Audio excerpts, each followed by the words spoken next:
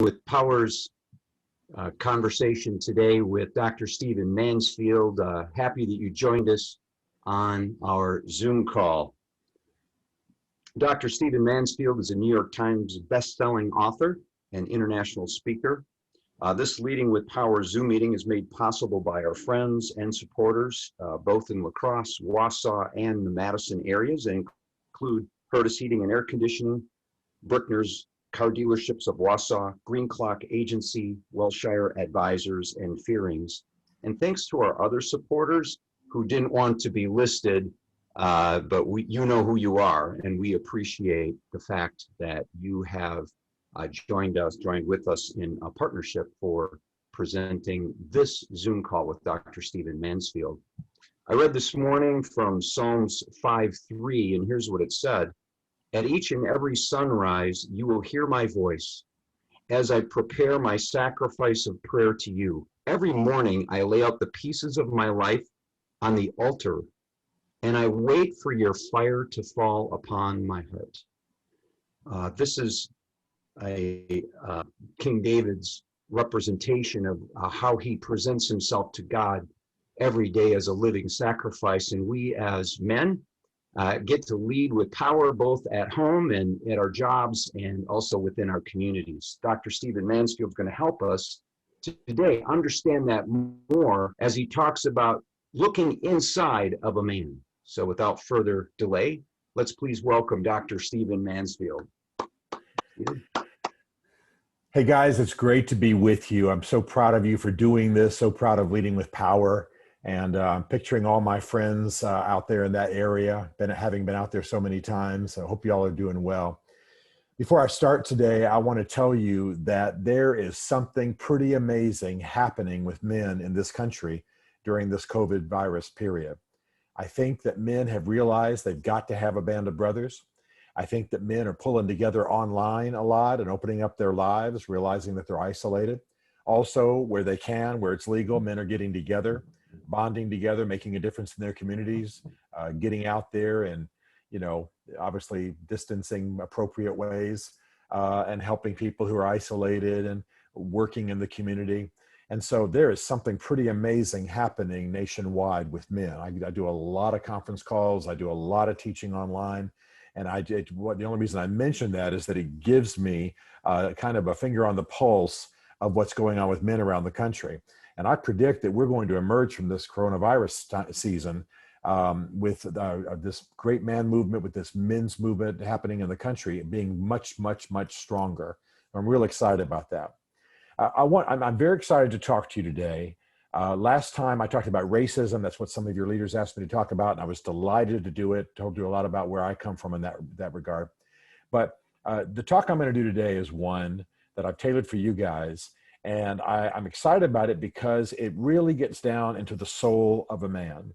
It's the kind of stuff our fathers should have told us.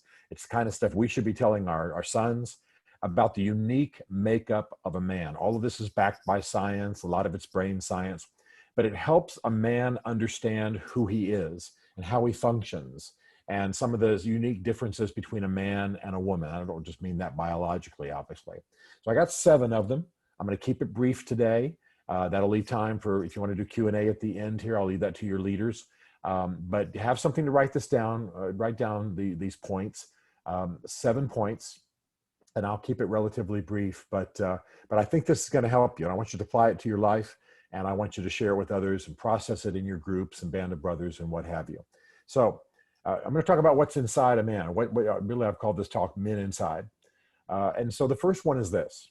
And you may have heard me refer some of you to this before in various podcasts or various interviews that I've done because it's a real important one to me. I'll describe it first and then I'll give you the exact principle. When aptitude tests are done on men and women to determine what their aptitudes are, what their strengths are, sort of intellectually, mentally, I got the bad news for you. Women are superior in almost every arena to men. It's just true. They're on average smarter than we are. They on average have a better emotional range, et cetera, et cetera, et cetera. All the things that experts test. But here's the important principle. Men are superior in only two. Now that may sound terrible, but what those two are is really important. And by the way, you don't have to go home and tell your wife that women are superior to men in all areas of aptitude except for two. But here's the bottom line. The only two that men are superior in are vision and abstract thought. So women are superior to men in all areas of aptitude, but men have two areas in which they are incredibly strong, and that is vision and abstract thought. Now, some psychologists call this aggression. I prefer to speak of it in terms of sort of a Christian approach, which is destiny. Men are about the big picture. Men are about the purpose of things. Men want to know the big picture. What's going on? Why are we here? What are we doing? And this really explains a lot. Again, to me, the word destiny means a great deal. So I tend to picture men as being a lot about destiny. What's the purpose? Where are we heading? What's the big picture? What's the reason? What's the overarching? I'm not saying that women don't have that ability or have that gift, but on average, men have it more strongly. And women tend to be able to be about, this is on average now, I'm not cursing every woman in the world, tend to be about the details or the immediate. They don't necessarily have to have a reference to the big picture. But I would suggest that this is extremely important for us to know, and it actually can be a tool that we can use. But first, let me keep explaining it just a little bit. You ever sat in church? I mean, we know there's a huge disconnect with men and church. You ever sat in church or maybe at a social gathering? And even if you don't say it out loud, you're thinking, what is this? What's the point of all this? What's the purpose of this? Where's this going? And maybe you're upset about it. Well, that's you with your big picture, vision, abstract thought, way of orienting, asking yourself, why am I here? What's this about? Or I'm sitting in church. What's the good of this? Where's this going? What's the big picture?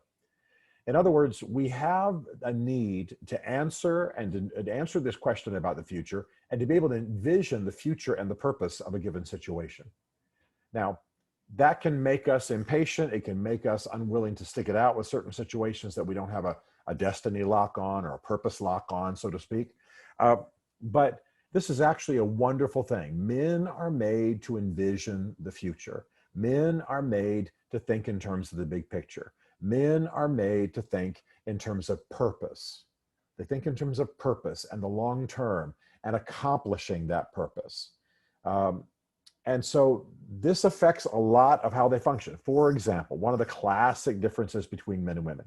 You ever been in a situation, maybe those of you who are married, your wife is telling you about a problem she's had that day. What she wants is to stay in the process and talk about what she's feeling and what she's experienced. What you're doing is jumping to a solution. Well, honey, if you just did this and you just did that, you'd have this thing solved. Classic difference between men and women. Women may want to just be in the immediate, maybe a little bit more in the emotions, maybe a little bit more in the process. Men want to solve the dang thing. Men envision the future. Men envision the solution. It's pretty important, pretty important. And how many of you guys, girlfriends or wives, they say, can't you just listen to me? Can't you just think about what it is that I'm saying and how I'm feeling rather than trying to solve it all the time? And you're thinking, well, I thought that's why you were telling me in the first place, so I could solve the dang thing. So this makes a huge difference, and it's the way that men can contribute to the circumstances that they are in. We are meant to get a destiny lock on the circumstances of our lives. We are meant to get a destiny lock on the circumstances of the people around us, on our children, on our wives, on our band of brothers. What does destiny lock mean? I'm using military terminology a little bit there, like the guys in the F-16s who get a radar lock on an enemy plane. To get a fix on the big picture, to get a fix on where we're going. It's why on average men are better builders. It's why on average men are better in terms of executing a long-term plan, because that's how we think. Now, the art of this thing is to not let this gift for abstract thought, for thinking in terms of destiny, thinking in terms of higher purpose, to make us constantly impatient with things. There's not going to be a massive higher purpose to everything that happens in your life. You know that. There's not going to be a massive higher purpose to every family gathering, every dinner, and so on. And by the way, we men don't really expect that. You guys watch a lot of football. You don't expect the heavens to part while that's going on. You're just enjoying a dang football game. So but keep in mind now that this gift for destiny, this gift for purpose, this gift for the long range can make you easily irritated with things that are more short-term, more detail-oriented. It can make you distracted from kids and so on. But if you will turn this gift on and use it, it can help you in a lot of areas. Let me give you an example. This is something that I talked about in Men on Fire. You want to stay in love with your wife. You want to love her. You want to love her well. But time takes its toll. After some years, maybe some irritations, some frustrations, some hurts set in, and maybe there's a little dimming. Well, reclaim the vision of who your wife is. Reclaim the vision for the beauty that she is. Keep in front of your eyes and keep it foremost in your mind the wonderful woman that she is and the beauty that you fell in love with, and keep in the forefront of your mind her gifts and her abilities and the things you love, the endearing things that you love. In other words, keep the vision in front of you and in your mind, because this is what a man thrives on. Love, for example, coming from a man's heart, is a lot about the big vision, a lot about the big picture, a lot about what he's drawn to. The same thing is true with your kids. A man is meant to have a sense that his 16-year-old son is made for some things, called to some things, gifted for some things, going in a certain direction. He's meant to have that destiny lock, that radar lock. You get it in prayer, you get it by observation, you get it by conversations, you get it by the kids' interests. But you understand, you engage with that young son because you have a sense, or you love him, first of all, of course, but you have a sense of his future, a sense of his forward direction, a sense of his purpose, maybe that his mother doesn't have. And so you're engaging him at that level. You're pouring into him. You're affirming him. You're helping him have experiences that feed it. It's almost even if you don't say anything to him about it, it's a connection the two of you have. Same thing with your daughter. Same thing with your band of brothers. So what I'm saying to you is, this is a tool in your toolbox. Men on average have a God-given ability to keep a focus on the big picture, the purpose, abstract thought, destiny, call it what you will. And that's how we keep the flame of love going. That's how we invest in our children.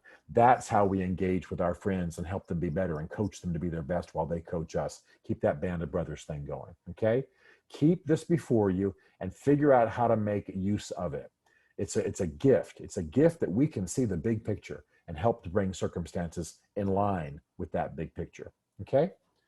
Number 2 is one of the most important principles of a man's soul that I know. It's backed by a lot of science. It's backed by a lot of research. It's backed by a lot of psychological studies. But I want to tell you, this one really helped me and really set me free. And it is this: men and women respond to hurt differently. I won't even go into how women respond to hurt, but it's different from us. Men tend to mask hurt with anger, okay? If I'm hurt and I'm a big bruiser guy, I don't necessarily want just to crumble and go, I'm hurt, and cry and show my weakness before whoever, my band of brothers, my wife, the world. So men will mask hurt with anger. And I got to tell you, I learned that principle long ago. Some of you may already know it, but I've helped a lot of men get through anger. I've been told, hey, this guy is an angry dude. And I said, let me sit with him for a minute. Let me sit with him for a little while. And let's hear him out. Let him vent some of his anger. He's angry at his father. He's angry at his first wife. He's angry at the boss. He's angry at whatever. Got a basic orientation of anger. And I'm not Sigmund Freud here. I'm not some kind of super psychologist, but I do have a little bit of a lock on the souls of men. And an angry man usually is masking some deeper hurt. And it can be some of the classics that we even make fun of in the movies and some of our joking around. It really can be because the dad left when the guy was 3 or whatever. It really can be because the first wife trashed his life and wounded him. But rather than just say, man, that hurt. That hurt badly. I need to cry that out. I need to open up some men about that. I need to ask God to move in and heal in that area. We cover it with anger. Now, I was an angry kid growing up. I remember very clearly my coaches getting a sense of that I was angry at my father. My father was a tough military guy, Green Beret. And and I was angry at my father. My coaches actually on my football team tried to get me to build a big, stronger sense of anger so I'd play tougher. They even say, picture the guy across the line as your dad. Hit him, hit him, hit him. Well, that just built a stronghold in my soul.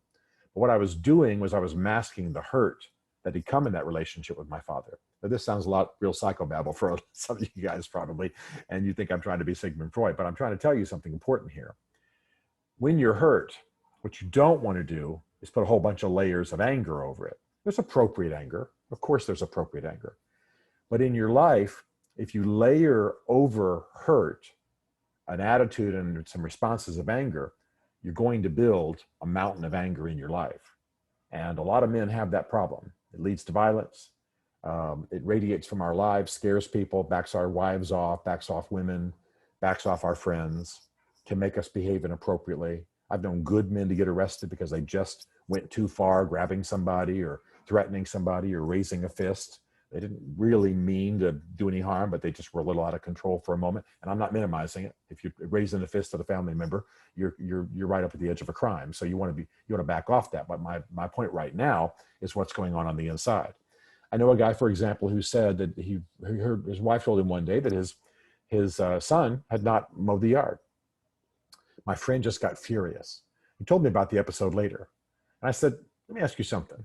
Why were you so angry? What was really going on? I mean, I know your son didn't do what he was told, but that doesn't have to prompt anger. I don't think I would have been angry. I think I would have gone and confronted him. But something in that, and what we actually got down to after a few minutes is that the father was feeling dishonored. He told his son to do something. Son flipped him off. It was the flipping off that bothered him. And so as we talked about it a bit more, he had felt that quite a bit. There'd been a first wife. There'd been a father who'd left. He felt flipped off. And anytime anybody flipped him off, he'd lost it. He once almost did a road rage when somebody flipped him the finger on the road. Well, you see what's going on here. These experiences are putting their finger literally in old wounds.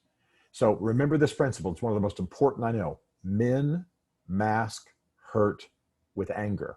And it's one of the main reasons most men have got serious mountains of anger in their lives and have to battle it. But I suggest that you not just go, I need to calm down. I need to smoke a joint. I need to have a glass of wine. I need to go out and I need to go for a run. I mean, that's fine. All that stuff might help. I'm not so much advocating the smoking of a joint. That was just me being goofy. But what I am saying is that alone won't get to it. If you have constant responses of anger in your life, and most men do, you gotta take time to say, where have I been hurt? And did I just choose a male pattern response of anger when I'm actually hurt? If you can go to the source of that hurt and forgive and deal with it and out with it, even just acknowledging it takes care of about half of it. You can cease being the angry man who's tearing up his life. Because an angry man will, in fact, just poop all over his own life. I've seen it over and over and over. Okay? There's a third principle that's real important, and I think this can really change your spiritual life. It can change the way you relate to yourself. It can change the way you relate to even the people in your life. And that is this: the way that a man's brain is wired, the way that a man is actually made biologically, he is a doer, and he actually has to act. A woman is a relator. She relates. She thinks and relates interpersonally. So a woman can relate to another person.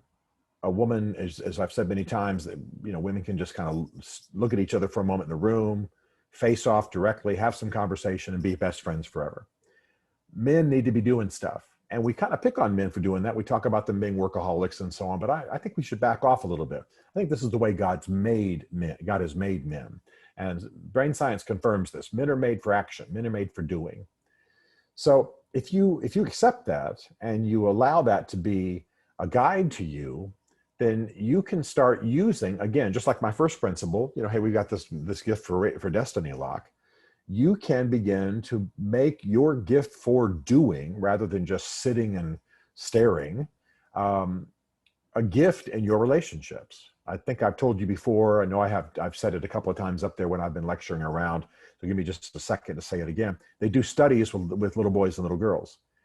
Put little girls in a room, and the researchers are watching them through the glass, and little girls inevitably will turn chairs facing each other and finally start talking to each other, and eventually they'll be best buddies forever. Little boys, though, turn the chairs shoulder to shoulder, and start thinking of things to do together. That's how they relate. That's how they orient to the world. You know, they turn to each other and say, I bet I can beat you to that tree. Or, you know, I've always said this joke. I'm sure you've heard it before. You know, I bet we can set that door on fire. Or I bet we can get Tommy to pull us in that wagon, you know, whatever. But it's the doing that is the basis of the relationship. It's the doing that is the way they orient in the world. So how about you use this for a gift, as a gift in your relationships? I know it may be hard for some of you to sit there and just try to relate to your wife. You're just leaning in as much as you can, and you're trying to sit still, and you're trying to lean in, and you're trying to get the signals emotionally, and you're just exhausted with it. Well, your gift for doing can become a way of loving her. That's why, by the way, one of the things that transforms a lot of relationships is date night. And I've had guys come skipping in my office and go, oh, it's unbelievable what's happening. And they're thrilled because they finally got something they can do. If you ask them to be relational and emotional and sit still and lean forward and pay attention and look their wives in the eyes, there's only so long that's going to go on. I mean, no matter how much they love them. Give them something to do. Hey, let's go on a trip. Hey, let's have a date night. Hey, let's walk. Let's go for a long walk every evening. Hey, let's do this together. Hey, let's both pick up golf, or whatever's going on, whatever they can do together. When a man has a way to love his wife that is doing, that is action oriented, things begin to change. And the wife or the girlfriend, they begin to figure out, you know, they begin to feel the love that's coming in these actions. Same thing with your kids. You know, relating to your kids is not necessarily just sitting in a room and saying, well, how was your day? And how you feeling? And do you feel good in your own skin? And how your friends treating you? Now, I don't mean to mock all of that. I ask all those questions of my kids. But ultimately, a dude's got to get up and do some stuff. So bring your kids into it. Do stuff with your daughter. Do stuff with your son. Do stuff with your band of brothers. If you're single, make sure you're doing things. I want to suggest that this even affects the way that we relate to God. A woman can sit and relate sort of emotionally, spiritually to God and sit still. But a lot of the men that I know, a lot of leading Christian men, they get up in the morning and they say, Lord, what are we going to do today? What are we going to do together today? And by moving that element of action into their relationship with God, it becomes an exciting adventure. You want me to take some food over to this guy. You want me to address something. You want me to call a certain guy and encourage him. There's some action. Now, there's obviously prayer and sitting still that's got to happen in your relational life, in your spiritual life, I mean. But my point is that this gift for action, the way your brain is wired, the way you're made to act, you're made to do, you're made to be engaged, and it's okay. Don't let the charge of workaholism completely back you off the fact that a man's made to be doing stuff. And when you tell a man not to do stuff, he's like that whale that curls his tail, you know, when he's in captivity. Part of the problem with men is that they're overly domesticated. And so we got to have some action. I would suggest if you're really going to love a wife, I know some of you aren't married, but I'm just saying, if you're really going to love a wife, for those of you who are married, there's got to be some action plan. There's got to be stuff you're up and doing together. It's got to be physical. And I don't just mean sex, although yes, have as much sex as you guys want to have. But my point is, work your gift for action into the whole thing. I know women who come to me and say, man, I'll tell you what, I knew my husband loved me when he walked with me an hour every evening and I lost 30 or 40 pounds. And it was because he was encouraging me and coaching me and helping me and rubbing my feet and, you know, bringing me lemonade and whatever. And all those actions meant something. And the guy was coming to me in private going, thank God I didn't have to sit in the dang room and stare at her all day and try to make her feel loved just by my words. I'm not good at that, but I could act in her behalf. I think you see what I'm talking about. Okay. Number 4 is this. Number 4 is that men, biologically, in their brains, the way their brains are made, have a tremendous capacity for habit. Now, this is important. Habits are formed in the brain by the synapses connecting in certain patterns. You've probably studied this, and there may be MDs and nurses and what have you watching this, and you'll know this better than I will. And so men, we're told by brain scientists, have a more ready capacity for habits to be formed. Now, this is both good and bad. There's no question today in America, especially in the Western world, that men are far more in trouble about alcohol, far more in trouble about drugs, far more in trouble about overeating, because they form habits quickly. And that can be both positive and negative. So the good news is that we habituate quickly. And this is a key to a lot of things that can help us. Some of you may have dads who every morning got up at, on a farm, let's say 5 in the morning, and they sat with their coffee for 11 and a half minutes. And then they went out and they patted the cows or whatever, you know. I've got relatives like that. It was a habit every day. My dad was military. Habits every day. Exercise at a certain time of day. Coffee at a certain time of day. I mean, they're as regulated as they could be in my father's case and still be in the military. But men have a tremendous capacity for that, and they're motivated by that. Women have a little less. They tend to go more by feel and less by habituation, less by agenda, less by schedule, if you understand what I'm saying, less by programming. So this is a good side of men. Men are actually regulated, if they allow themselves to be, by setting good habits. A dude who learns to get up in the morning and do his exercise first thing. I mean, 6 to 6:30, that dude's push-ups, sit-ups, jumping jacks, you know, whatever, going for his run every morning. He gets to the point where he can't do without it. He gets to the point where if he has to miss it because he's sick or there's company or something like that, he doesn't feel right. It's because he's habituated himself for that. Well, you can do this with prayer. You can do this with study. You can do this with your physical life. You can do this in every kind of way. I have a certain amount of training in massage. I haven't done it publicly or in any kind of marketing way, but just in my sports history, I learned how to massage an injury that I had on the leg from a massage therapist. Well, I translated this into my marriage, and I give my wife massage on a regular basis. Well, we set a time for that, and we just started doing it every day at a certain time. And I'm telling you what, it only takes, psychologists tell us, about 21 days for a habit to set in. Frankly, for men, it's a little bit less.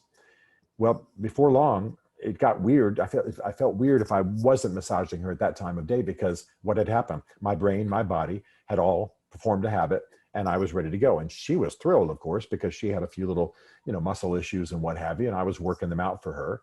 It became a source of intimacy for us. It became a way of me loving her, because why? I had developed a habit. So use this power of habit. You have an immense capacity to set actions. Again, we just talked about actions. To set actions at certain times of day, certain ways of doing this. It can be wonderful for you. It can be amazing for you. And you can actually love other people with this, but also it helps you a great deal. Also be aware that that glass of whiskey you have every night at 8 o'clock, nothing wrong with that alone. But if it's growing, if you're finding that, you can't live without it at, let's say 5, cocktail hour for some of us, at 5 o'clock, it's growing. You can't live without it. Now you're drinking more. Now you're drinking 2 or 3. That's a habit getting on top of you. That's your gift for habituation going too far.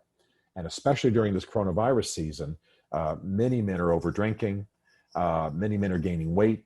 Their habits are just going to hell in a handbasket.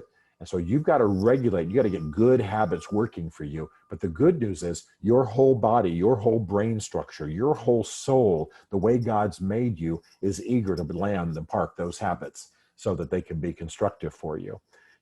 I know a friend who just was never in good shape, but he said, here's what I'm going to do. I'm going to roll out of bed every day, and I'm going to do 3 sets of push-ups. That's all I'm going to do. Well, 3 sets of push-ups became the push-ups and sit-ups. And then it became, other things. And before long, he had not only muscled up and lost weight, but he just couldn't go through his day unless he spent 30 minutes doing some kind of workouts, basically in his office at home, but first thing in the morning. Changed his life. Why? Because he used the power of habit. That's all he did, was roll out of bed in his skivvies and start with some push-ups. And once he made that a habit, it grew on him. So 2 things. Use habit to your good. Be aware of your tremendous capacity for it. At the same time, be aware of your negative habits. Half a bag of Oreos at 7 o'clock in the evening is not doing you any good. All right. Okay, let's move on. I want to talk to you about words for just a moment. I don't have to tell you that women use a huge amount more words than men. You already know this. There are various studies. One says that the average woman uses 20,000 words a day, and the average man only uses 7,000 words a day. Some of you dudes barely get 500 words out of your mouth. That's fine. That's just where we are. But the fact is that men have a tremendous gift when it comes to words that we usually don't talk about. Even though men use fewer words, the few words that they remember, the few words they hear, when words are meaningful to them, they tend to go deeper with them. Now, this again is both good and bad. I'm not saying that women don't mean the words they say, and I'm not saying they don't remember them. What I am saying, though, is that women can talk a great deal and then later not really remember what they said. My wife's that way. She'll talk, we'll have a good time, she'll emote. I'll ask her the next day, what was that thing you said about Jane? She has no idea. I was just talking. I don't know exactly what I was saying. I, though, remember the exact words because she said, I think Jane's in trouble. And my radar went off. Boop, boop, boop, boop. My friend Jane is in trouble. So I remembered specific words that had meaning to me. They went deep. I prayed for Jane. I was thinking about Jane. When I went back to my wife, she said, I don't remember what I said. Now, this is both good and bad because many of you guys, and I'm with you, I've had this exact experience. There are words that have been spoken in your life that you took deep. I think I've told you many times in my life that when I was in fifth grade, a fifth grade teacher said to my mother in front of me, Stephen is immature and retarded. Now, I don't know exactly what she meant. She shouldn't have said it in front of me, but she did. And of course, I had to work through it. I remember those words to this day. Now, I probably didn't use as many words as that teacher did in the course of a day. I was male. There were certainly other words that were spoken in that day, but I remember those words and they went deep and they became, what we sometimes call a curse. They became negative programming in my soul. Some of you guys have got that stuff going in you. A wife yelled and screamed something. A coach yelled and screamed something at you. A father expressed his disappointment. A girlfriend said she's breaking up with you because of whatever, and the words stuck in your soul. Men can take words really deep. Now, women can too, but men on average go fewer words, but can choose to retain words at a deeper level. The problem, of course, is that becomes a curse. That becomes negative programming. And we've got to be aware of the words we're hanging on to. That's the first thing I want to ask you on this point of what are the negative words you're hanging on to? You still remember that day your dad said you're an idiot and I don't, blah, blah, blah, whatever he was flipping off about in anger. You're going to have to deal with that because it will work in your soul. We men can take it deep.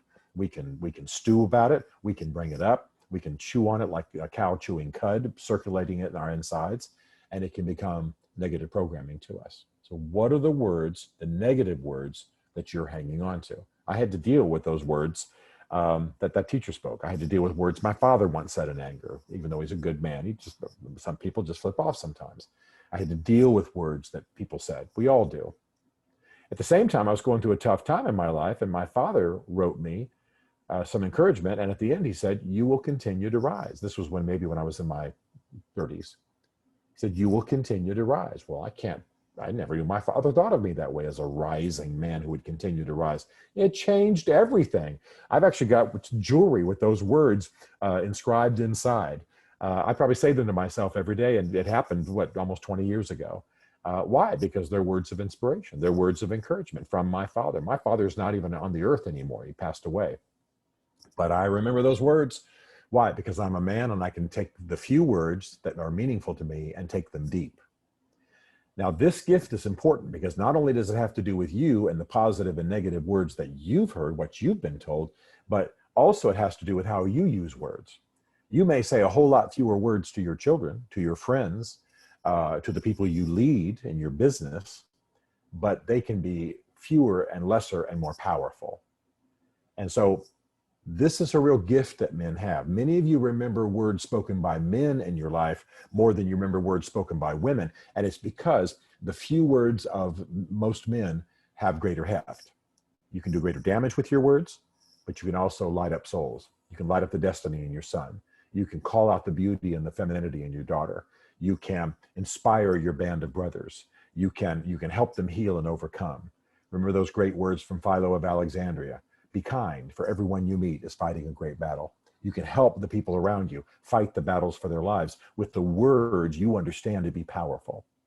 So even though men speak fewer words, retain fewer words, they can be more powerful and they can go deeper and they process those words at a deeper level. And I want you to use your words to help people. I want you to be aware of the negative words you're hanging on to. I want you to be aware and keep before you the positive words that have inspired you, like my father saying, you will continue to rise. It changed everything when I was in a dark valley. And I am rising all the time. I'm grateful. I'm not saying I'm anything better than any of the rest of you. I'm just saying I fully intend to rise because my father blessed me in that way before he passed away. All of you have some story like that. And I want you to have more awesome stories like that. Okay, two more things. I want you to be aware, I believe this is number 6, and I've taught this up there, so I'm very brief about it, but I want you to remember. Psychologically, men don't build relationships directly or with somebody who is directly intent upon relationship. In fact, when somebody approaches us and announces that they're intent upon a new relationship with us, we really see that as the announcement of the onset of criminal activity. What does this guy want, and how quickly do I need to pound his butt to the ground? No, we don't build relationships directly. I got to tell you, a guy walks up to me at a party or somewhere and says, "Hey, I just want to be your friend," and I've never seen him before. I'm radar's on, man. I'm cautious. Relationships with men are built indirectly. I just used the illustration of the kids. Girls face each other, talk directly, become relational. Boys start looking for something to do. So as you're called upon to build your band of brothers, as you're called upon to lead men, as you're called upon to build groups, as you're growing, leading with power, as you're doing the things you're made to do, you've got to be good, and even the shyest guy can do this. You've got to be good at engaging in the indirect connection. Now, I've talked about this a lot up there before. I'll give me another 1 minute to talk about it again. The indirect connection is the thing that you do, that you put together, that allows men to scope each other out, relate to each other without having to do it directly. I mean, I'm a church guy, but we all know the worst thing you can do to get men to engage with each other is circle up a bunch of chairs in the fellowship hall at a church and turn to Bob and say, "Hey, Bob, how you feeling today? Tell us about your emotions." Ain't nobody coming back next week. Ain't nobody coming back next week. But instead, if you say, "I need about 10 guys to go with me and, put the roof on Widow Jones's house," or, "Hey, I want to have about 10 guys. I want to have a bunch of guys over and we're going to watch the Titans win. Yeah, baby. And we're going to grill up some steaks." Or whatever. We're going to shoot hoops. We're going to have beer and pizza afterward, whatever. You give men a chance to connect indirectly, and that's how you connect. So some of you, especially some of you younger guys, if you've never been taught how to build relationships, the brains of men, the souls of men, the way we're wired, the way we're made socially, we don't relate the way women do. We don't just meet, face each other directly and say, "Let's be buddies, best friends forever, BFF." No, instead, what we do is we are best at scoping each other out indirectly. Okay, I'm going to leave it there because I've taught on that before and I don't want to go too far with it. You got leaders who can help you take that further. But I'll tell you what ought to be happening right now is that you guys ought to be thinking, each of you, about how you can create experiences where guys can connect indirectly. It's how you build your band of brothers. It's how you build guys from average men into great men. It's how you lead the young. This is a real art, and it's something we ought to be teaching our sons, so they don't think that having friends is a matter of walking down the high school hall and, people either are attracted to you or they're not. That's just too much pressure for anybody to live under. But the idea of the indirect connection is critical. Men don't build relationships directly. By the way, this is a key to your relationship with your son or your brother or your dad. Men do it indirectly, okay? Some of you guys go home for Christmas, you sit across from your dad, and you basically say, "Dad, relate to me." And he's like, "What the heck?" Instead, if you do some things together, you relate indirectly. Okay, you know that principle, you've seen it, I taught it before, and I'm sure your leaders have mastered it with you. Final thing is this. Men build best their lives, houses, whatever, when they first have a mental picture. For men, this is really me circling back to number 1, but with a different application. We have this ability for abstract thought, for getting a radar lock, for getting a destiny lock, for getting a purpose lock. But we also have this gift for abstract thought, for seeing the big picture. You need to sit quietly if you have to, in what I call the control room of your life. I think every man ought to have a control room of his life. It's not a place, it's a condition. It's where you're sitting quietly and envisioning what needs to happen in your life and the lives of those you're responsible for. And I sit, for example, in this condition I call the control room. Yeah, I pray. Yeah, I study scripture. But what's also very important is that I gain an understanding. I get a mental picture of what our family life ought to look like. What is it that needs to happen next for Bev, my wife? What does our financial life need to look like? I get a mental picture. I get an image of what that looks like. What does it look like? I don't mean that I'm imagining yachts and mansions and all that. I just picture the condition we're living in. I picture myself in good physical shape.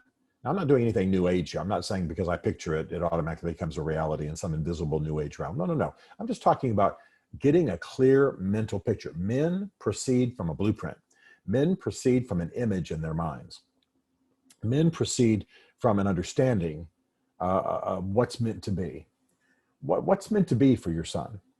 Get a picture in your mind and carry that out. What's meant to be? Where are you taking your daughter? What are you trying to accomplish? Can you envision her as a lovely young lady? She may be 10 now and gawky and braces, and who knows? But what's the ultimate picture for her? Who is she ultimately? How can you lead her? How can you help her build? How can you build with her to become the woman she's called to be? People around you. A lot of the art for men, and brain science supports this, I could go on for an hour, is that they first gain a mental image. It's why men are so good at watching a guy swing a bat and then stepping up there and swinging a bat better. Watching a guy swing a golf club, watching a guy build a truss, watching a guy do whatever. Guys watch, they get an image, and they do it. It's why we don't tend to read instructions or stop for directions very much. We get a mental image. Men are good at transferring a culture through images and through example.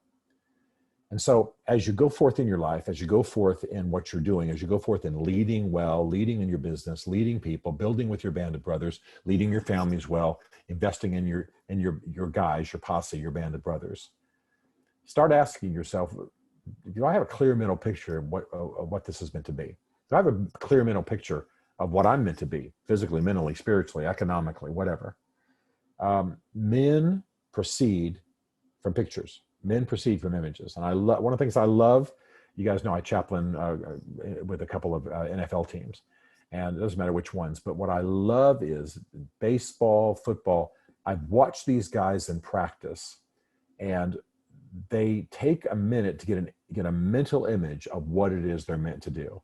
So I'm meant to go out 5 yards and do a button hook. What does that look like? And I'll sometimes ask some of the athletes I know better, what are you doing right now mentally? Saying, I'm picturing it. I'm picturing it. I'm taking control. One guy said, I'm taking control of my body and making it submit to the mental picture in my head that comes from the playbook that I studied last night and what the coach just told me. This is what men do. Women tend to go a little bit more by feel. Of course, they can go by blueprints too. Of course, we got female surgeons, female airline pilots, and they're not just making it up. But at the same time, men have a gift for that mental image that carries them forward. All right, guys, these are the 7 principles I wanted to talk to you about. Each one of them is backed by science. Each one of them is solidified in brain science. But the point for you is that this is the way most men are. Each of these 7 might not exactly describe you and who you are, but they come close because this is the nature of men. Build it, use your strengths, be careful about the negative side of these gifts, but be aware that this is who you are. And by the way, if you've got sons, you got a band of brothers, make sure these guys know this, because this is part of the art of being a great man. It's part of the art of being a man who understands himself and has mastery over himself and use the gifts that God has put in his soul. All right, Brent, I've ranted on for 40 minutes. I trust the guys have taken notes and got this. Where do you want to go from here, buddy? Well, I appreciate that. I want to go ahead and just run a poll that we have. We're going to launch the poll. And as we do, we had some questions that came up from our chat function. And one of the questions was, what was the source that you used in your number 1? It was that, that you have these statistics that women were superior mentally, except for a couple of different issues. They just wondered what the source was on that. Sure. These are standardized aptitude tests. I could provide, if you would like later, I'll be happy to provide them to your leaders because there are a number of tests. And in general, the tests that are done at universities, in general, when they're summarized in some of the academic journals, they come out basically that women are superior in all aptitudes except 2, abstract thought and what we call aggression. So I wanted to not make this boring with a lot of detail, so I didn't bring the actual citations with me. But these are standard university tests that are done in sample polls, and it would not be a problem at all for me to provide at least 1 or 2 of those sources so you can verify that. Okay, no problem. It looks like people are beginning to answer the questions in the poll.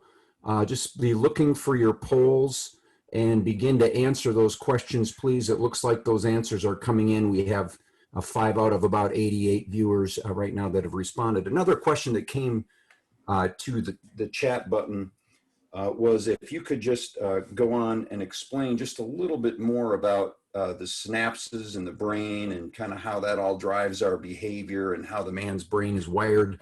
Just a question on that too, if you wouldn't mind. Sure. I'm not a doctor, but I'm happy to talk about this since I've hung out with some brain scientists and siphoned off what they knew.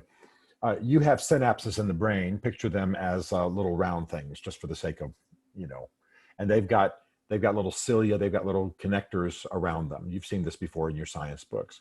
When you do something, you strengthen certain paths, certain connections of those synapses. So let's say, for example, every day, 6 o'clock in the morning, you pick up a hammer and drive a nail, just to be kind of silly about it.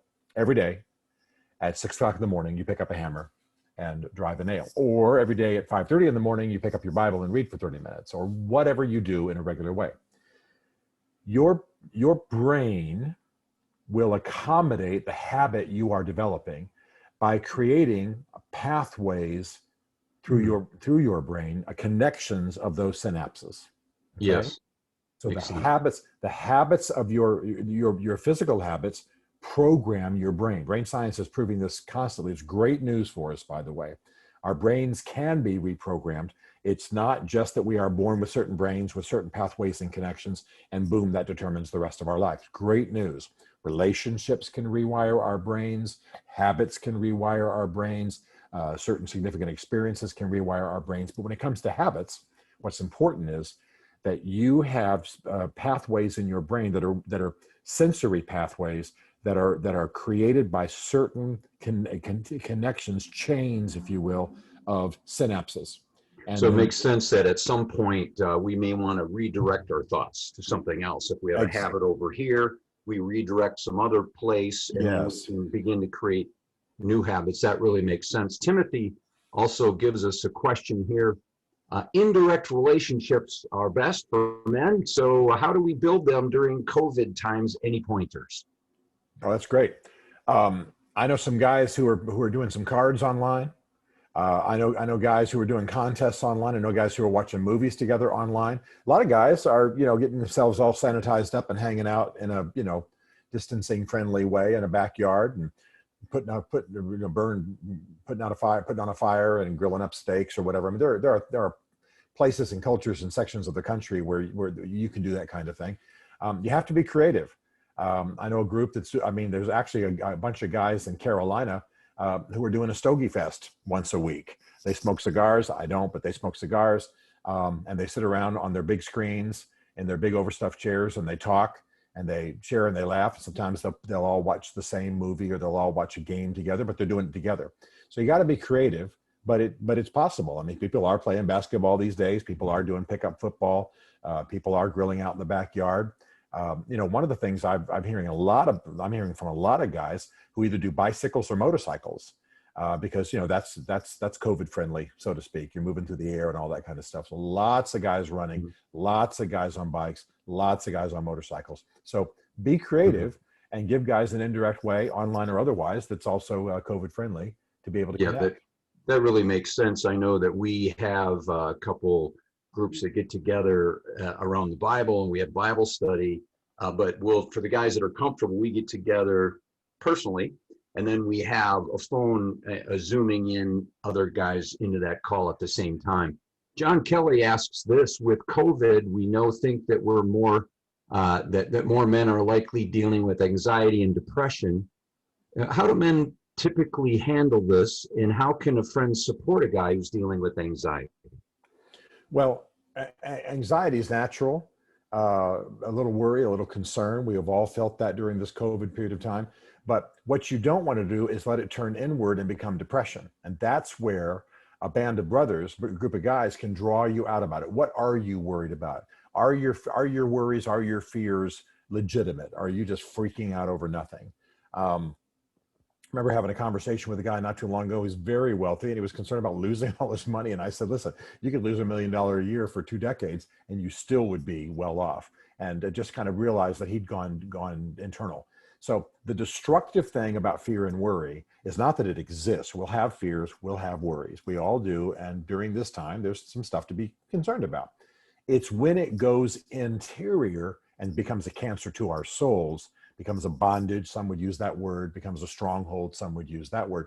And this is where the rest of us in your life can say, okay, tell me what you're afraid of. What's the source of that? Is it real? Can we help you bear that burden together? How are you expressing that within your family? Are you freaking out and panicking everybody? You know, that kind of thing. And then stay in a mode of encouraging a guy, calling him, speaking the truth, speaking scriptures, urging books that help him. And also, by the way, putting practical strategies together that work against the fears and the worries that he has. I mean, in terms of if he's worried about money, well, what can we be doing during this time that, you know, brings in more income for the family? But the key is, psychologists will tell you, the key is when somebody walks alone and lets all that go deeply, deeply interior and lets it become a dysfunction to their soul. Guys, men will draw a guy out, get it external, get it expressed, get it in the air, and then bear the burden together. Got it. Yeah, that really makes sense. I just wanted to comment too before we look at the survey results that I think you have a book brewing in you called You Will Rise, because those are words that impacted you from your dad. Yeah, they sure did. The first question that I had out of, I'm sorry, go ahead. No, I wasn't. Out of our polling, I'm sorry, we had a skip. Go ahead and say that again, Stephen, please. No, I was just saying to you, I wasn't saying anything when you asked me. I'll sit quietly now. You've already written a book on it. No, I'm just telling you that I'm not talking. I wasn't saying anything when you asked me if I had said something. I'll sit quietly now. All right, gotcha. John also says, how would you approach and break through to someone who's a strong loner? Well, you want to respect a man who needs alone time. You want to respect a man who's an introvert. I'm an introvert, and I need a certain amount of time alone today, and I charge alone, not in groups. But we've all got to bring to both the introverts and the extroverts, the loners and the party people, so to speak, the idea that the definition of healthy manhood is that we have other men around us and deeply engaged in our lives. That is not an option. That is not a matter of individual psychology. That is not a matter of, you know, I'll choose it or I don't. You've got to have other men in your life. Men are killing themselves literally and destroying their lives because they don't have other men nearby. And so when you've got a loner, you've got to say to him, hey, I respect the fact you're an introvert. I respect the fact you're a loner. I understand one of my friends is a cross-country runner. It means he spends, you know, almost every day, 3 hours running by himself. Okay, fine. But I am not going to let you go off by yourself and crawl up your own backside and just be alone all the time. Part of the definition of what it means to be a good and certainly a godly man is that you have other men tightly around you. So you're going to have to balance that alone time, that marathon time running alone with time with men, or I'm going to whoop you is kind of what I do humorously. And so we're going to have to pull guys into that. But of course, make it exciting, make it interesting, make it that indirect connection rather than just making a loner sit in a room and have to relate to a bunch of guys directly like we just talked about. We have about 5 minutes or 6 minutes to go, but we have time for a couple more questions. Then I'm going to look at the survey results. About 72% of the votes are in. If you do want to vote on the poll that we've sent out, please do so now. Once we get back about 75% of the votes, we'll end the polling and then we'll send the results out to everybody. Here's the next question, Stephen. How do you balance family time with your brothers? Well, I think most men who are married, therefore I assume we're talking about that since we're talking about family time. I believe that men need to be very open and clear about their needs with their wife. In other words, you know, here's what I need. I need this time with my guys. Trust me, this will make me a better guy. It's going to be once a week. It's going to be once a month. I think when wives and children understand the benefits of what time with a band of brothers means and what it will produce in the life of their father, their husband, they cheer it on. My wife encourages me to get with guys. She understands what it means to me to have a band of brothers. She understands their activity in my life. She pushes me towards it because, first of all, she wants me to be happy. And second of all, she knows I'm a better man for it on the other side, that things get brought up, things get, addressed and so on.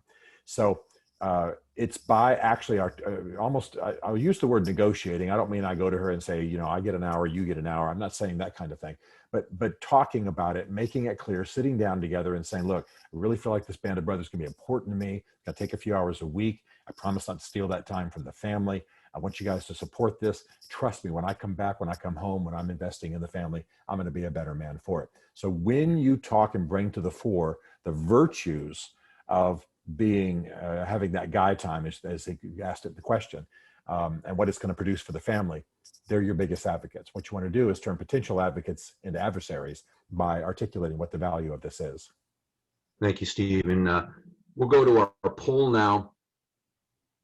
And the poll is inside a man. And there's, I think, 5 questions. The first one is, what are you doing that is going right for you right now? What is going right for you? And in this poll, I'll start with the highest percentage of guys. We have 75% of those online responding. 86% of the guys said that they do belong to a local church. 79% of the guys says my marriage is going well, or I have a very close friend. 64% of the guys say I want to grow in my knowledge of God. 63% regularly pray to God, and they're grateful for what they've done, what God has done in their lives. 63% are giving tithes and offerings to God. And 54% of guys say, I believe that I'm becoming what God created me to become. 52% of the guys said, I have a group of men that I'd consider a band of brothers. So about half the guys, Stephen, that's an area this needed. And you have a book. Your book is Building a Band of Brothers. And if you don't have a copy of this book, Building a Band of Brothers, we'll get it to you free of charge. So email me, brentjwelch@gmail.com, and I'll get you a copy. Like, this is a great book. And Stephen Mansfield has written that book, and it can impact your life as it has mine. Let's look at other poll results. We have 50% of the men who say, I take regular dates with my wife, or I hang out with friends regularly. And we have 46% of our guys say they have Bible study at least weekly, and 23% of the guys say, I have an accountability partner. So there's just 23% of the guys that have that. And I know I've recently got an accountability partner, and I'm using an app called Fortify, and we share stuff online through that app. I'd highly recommend it for anybody. Okay, the second question, please write down anonymously what needs to happen in your life right now to move it towards being ideally right. So we asked what's going right. Now we're going to ask what's ideally right. Here's the percentage we got back. Ideally right, more fellowship with the band of brothers, reading the Bible a little more regularly, and loving my wife and family better, and repenting from sins that easily beset me. That's kind of the things that they need, starting with more fellowship with the band of brothers and loving my wife and family better. Here's a question number 3. Would you like us to break out into small groups next month to have conversations with your brothers? That's basically 52-48. 52% of the guys said yes. 48 says, nah, let's not do that. Number 4, should we consider continue to use this Zoom version of Leading with Power in 2021? 80% of the guys said yes. Number 5, how is Stephen Mansfield impacting you right now? Not much impact, or Stephen Mansfield's helping you a bit. 64% of the guys said this has been very valuable experience for me. Thank you. So that's kind of the results of our survey, and I wanted to share that with anybody in the room and everybody who could use it. As we wrap up today, I'm gonna read something, then I'm gonna circle back around and say, Stephen, close us in prayer, please. Begin a journey with the Holy Spirit to learn to rise up with power. And as we do that, we receive, as sons of the King, the ability to do works as Jesus did. Matthew 10:1 says, when he called his 12 disciples, he gave them power. We are so much more powerful than we realize. We can speak to storms and they'll be still. We can heal the sick, cleanse the lepers, cast out demons. We can raise the dead. We can love the difficult. We can move in peace, joy, compassion, kindness, and patience, where the rest of the world is panicking, anxious, irritated, and afraid. You can lead with power, men, in your lives through the power of the Holy Spirit as you seek him and as you open up to him. He's knocking, waiting for you to open the door to listen to him. Dr. Mansfield, would you please close us in prayer today for this Zoom? Father, we come to you in the name of Jesus, and thank you for the men on this call. Thank you for the men of leading with power. And thank you for the men that through these men are impacted. We ask that you will hear our cry as expressed in this poll. We want to know you better. We want to go deeper with you. We want to connect more deeply with other men. And I think, Lord, that comes out of our basic desire in these guys to be good and righteous and great men. Will you break strongholds? Will you break patterns of sin? Will you open our eyes and give us a spirit of wisdom and revelation to know Jesus better and to walk out your purposes? Lord, help men connect to other men in these times. Let us remember those words of Philo of Alexandria. Everyone you meet, be kind, for everyone you meet is fighting a great battle. May we help each other fight the great battles for our lives. We ask this now in Jesus' name. Amen. Thank you, Dr. Stephen Mansfield. In behalf of Leading with Power, God bless and be well. Goodbye for now.